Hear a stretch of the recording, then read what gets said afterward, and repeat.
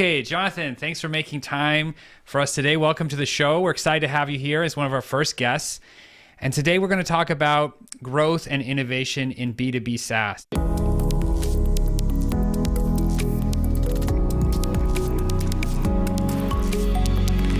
I was asking you about your sales motion, and I remember you said, okay, 6 months you weren't able to. It just is what it is, and procurement slowed it down. So how are you finding, how are you getting the top of funnel awareness? What are you guys doing now at Nimonik to drive awareness and bring net new eyeballs onto the platform and your offer? Top of funnel, I'd say over the last 3 years, we've invested for a bit in SEO, so search engine optimization, brought in a consultant. We recently switched over to an in-house team. So search engine optimization is a big thing. I'd say search still drives the majority of our top of funnel. And then LinkedIn promotion on our page, reaching out to people on LinkedIn that have the right job title and, right size of company and things of that nature. But I'd say that's basically it. We don't do a lot of cold outreach. It's really mostly inbound and then handling that with our sales team. We do email marketing, webinars, things of that nature, mostly with this idea of driving inbound traffic that we then convert over time. We've tried cold calling. We've tried things of that nature. What we sell is not a product that drives improvements in other companies' bottom line. We're kind of selling what you would think of as insurance, or like brushing your teeth. It's something that you need to do or you need to buy, but you're not particularly excited about it. It's viewed as a cost of doing business. It's like a vitamin. And so companies kind of want to minimize the cost. If they can avoid it, they want to avoid it. We're not selling you a new machine that's going to improve your production line. So it's a different type of sales process, one that can't really be rushed and one that cold calling doesn't really drive much. So we focus most on SEO. You're not going to have somebody with an immediate pain when you call them wanting to solve their preventative. Yeah, that makes sense. Well, given your success in enterprise, is there any advice you would give to other B2B SaaS founders that are trying to break in to the market? I think today it's harder than it was when I started. I think there's lots of data out there and different reports to support that. There's a lot of solutions out there, well-financed companies, the startups, and B2B buyers, like the buyer side, clearly inundated with requests. I mean, even me, myself, as the guy who runs this company, I don't know how many emails a week on LinkedIn trying to sell me some sort of new AI tool that's going to radically improve my life or something like that, or improve the company. So I think the market is much more crowded than it was. Cost per click is up. The CAC for most businesses is dramatically increased, but in certain segments, that crowding has created a race to the bottom from a pricing point of view. Plus you have the ISO security issue, et cetera, et cetera. So I think the sales process today is more challenging than it was 10 or 15 years ago as a startup, if you're starting with little to no brand. So in terms of advice, I'm a believer in a lean operation, keeping your costs under control and being there for the long term. Now, obviously it depends. If you've gone out and taken venture funding and you got to hit your targets, that is a whole different ballgame that I am not familiar with. So I can't give advice in that context. But in the context of bootstrapping, it's like cost control and then persistent and constantly iterating your product. We have this one story that I share with my colleagues is we call it the $1 million blog post. And so when we come back to SEO, what happened in that context, we had been approached by a company in the US to offer some of our regulatory information into their platform. And through that conversation, they explained to us that there was a regulatory change that was happening that was forcing oil and gas midstream companies, midstream of the pipeline. It was forcing pipeline companies to put in place a robust compliant tool. This was a regulatory change that I wasn't aware of. And we researched it. We wrote a blog post. That blog post then drove inbound traffic from a couple companies that ended up buying our solution. And that led to other companies buying our solution and basically generated over $1 million in new ARR, that single blog post, which was based on one conversation with a company. Timely problem. So there you found something where there was a time pressure and you become, again, a painkiller. Yeah, painkiller, time pressure.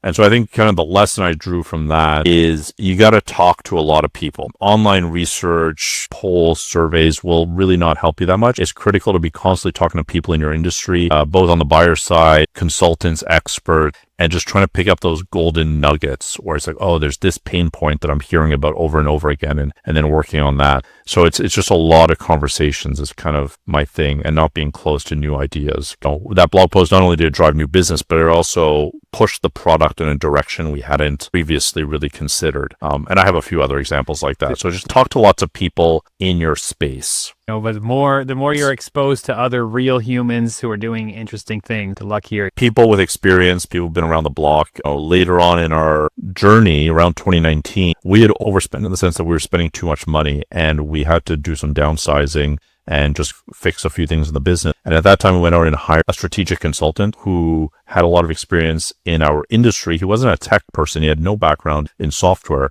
but he had worked in the environmental and compliance space for a long time. And he provided really critical strategic advice, workshops, things of that nature. And I'd say that was worth it. Its weight in gold. It really helped crystallize where we should position ourselves in the market, how we should talk to people, etc. I could go on for a while about that. But basically, my advice would be seek experts who've been around the block a few times. Have conversations with them. Sometimes you have to pay them for their time. Sometimes they'll do it for free. It depends. But yeah, there's lots of nuggets of gold out there. You got to go look for them. That's a common theme that I see in successful founders is basically buying future information instead of doing the painful, expensive R&D yourself. You can just go and find the answer. I'm a big fan of learning from other people's mistakes. In the startup world, it's always like, it's okay to fail, learn from your failures or learn from your mistakes, or iterate, do it again. That's a very, very expensive way to learn. It's the most expensive way because you lose time, and time is the only real asset that you own, frankly, no matter how rich you are. And so if you can learn from other people's mistakes, why not? I mean, that seems much more efficient than trying to make the mistake yourself. So that's definitely an advice that I try to follow. Do you see, you mentioned AI a moment ago, and that is we're in the hype wave of AI. We'll see what happens. But do you see that changing your sales process? Do you see that changing how you'll market your product? Do you see an impact from AI given what you do? Or do you feel that it's separated somehow? No, AI is obviously peak hype or near the peak. And there's a lot of debate online around what will happen. But we're in sort of the information business. We sell regulatory data and engineering standards with the workflow tools to our customers. We've incorporated AI. We've built our own chatbot. We've done other things. We're working on agentic AI and other things. So we're taking it very, very seriously. As to how it will play out in the marketplace, that's a bigger question. I think my personal opinion is that AI is basically like super search. And when I talk about AI, we're talking about large language models specifically and like the ChatGPTs of this world. I view it as they're extremely powerful search engines that can go into huge databases of information, collect information, reconstruct that information in answer to your question, or they can take certain action within an application or what have you. So I think for those types of use cases, the LLMs are extremely powerful and our customers love our chatbot. I think AI has some fundamental limitations in the sense of projecting out beyond what's in the data set. And so that's where people who want to push the envelope find opportunity. And hopefully this is a somewhat coherent answer, but that's my take is I think they're like super search. If that hypothesis is correct, I think a lot of AI will sort of just become a standard feature on products. It can't be your core offering, because it's not something that you can really put a moat around. The models are, basically available for they're owned by someone else. They're available. They're open source or they're low cost. The data centers, you don't own the data. Like you have no competitive advantage really. So it's just going to become like search. I mean, search is, you expect to see search on most software.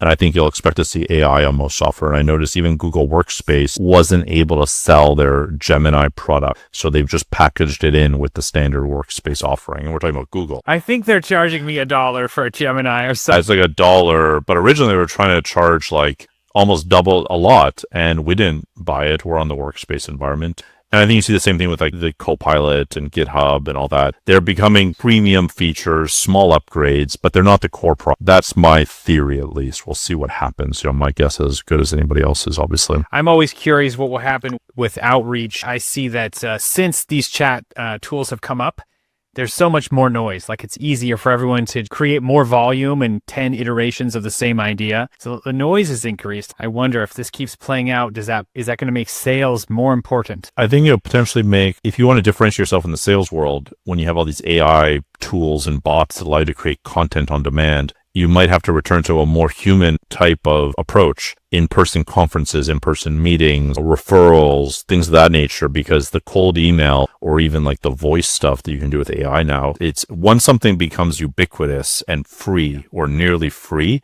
it has no value fundamentally, right? So I think there's that element too, and people have to revisit their sales strategy taking into consideration that, anybody can send out 1 billion messages that are modified and pull in the prospects LinkedIn. And we get job applications on our HR thing that are clearly written by AI. And they're hilarious because we put keywords in the job application to like throw off the AI.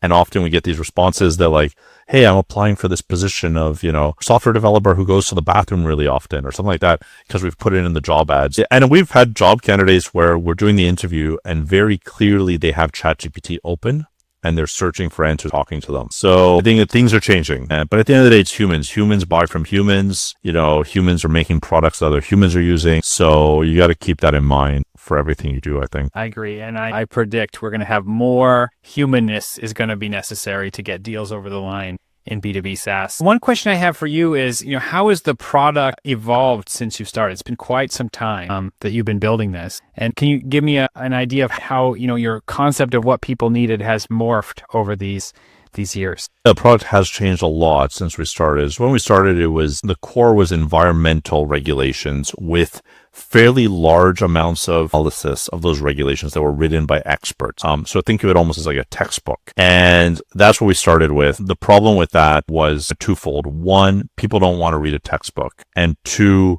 it's very expensive to maintain that textbook because the regulations are changing so often. So we kind of had two driving factors to change the product. One was the cost side of maintenance. The other was like the consumer demand.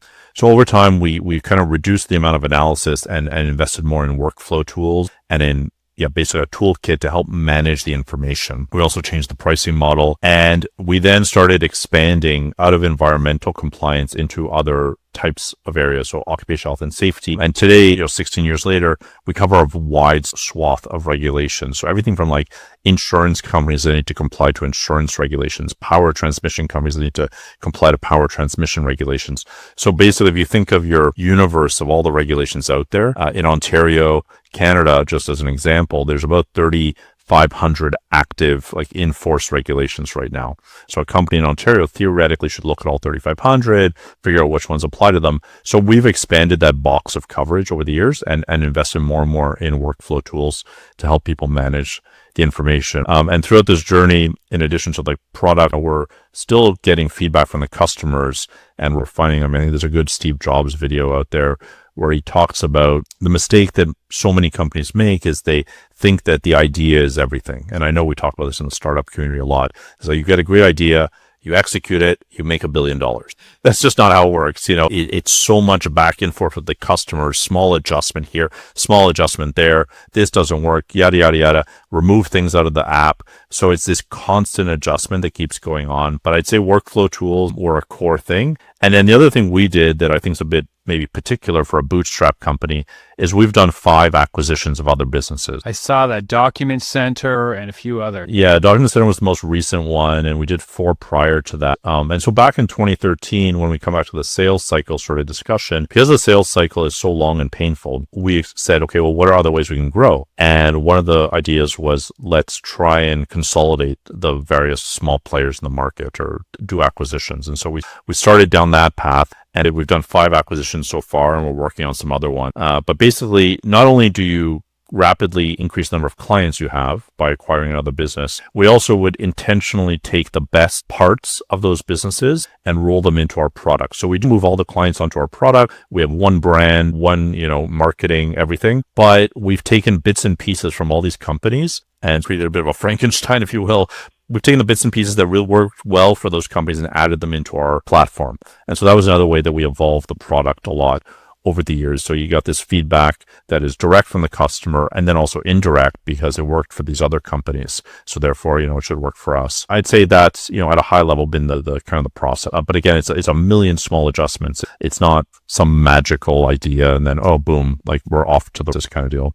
Very insightful. Yeah. And before we wrap up, I'm curious, what's your vision for growth for the next few years? Like what gets you the most excited about Nimonik's future? I think as a bootstrap company, in these 5 acquisitions, we've sort of started to hit an inflection point. We're kind of the last man standing in our industry in the sense that all of our competitors have been acquired by private equity or by strategic buyers, large publicly traded companies. We're the last man standing, and our growth right now is going quite well. A lot of inbound. There's a lot of people looking for solutions provided by industry experts and not just by some huge entity or some private equity firm that's trying to maximize return. And we are going to continue to do acquisitions. We're also growing organically at a good pace. So that, I've always been in this for the long term. No intention to sell the business. We want to really just help engineers and compliance specialists improve their companies. And we don't think the problem is really going to go away anytime soon. There's going to be more regulations, more standards. It's just going to get more complicated for sure. Yeah, exactly. So growth is good. And I'd say it's like steady as she goes right now. Jonathan, thank you so much for the conversation. My pleasure. Thanks so much, Jean-Michel. It was a pleasure to meet you. And if anybody wants to reach out after this podcast, don't hesitate to reach out via LinkedIn. Where would be the best place to send people that are interested in Nimonik after seeing this? They can certainly visit our website, nimonik.com. I think my email address is up there on the About page, and you can reach me on LinkedIn. I'm pretty easy to find, Jonathan Brun, and just shoot me a note. I'm in Montreal, but traveling. So, feel free to shoot me a note for any young entrepreneurs that want to build a business. Happy to have a coffee. Perfect. Thank you.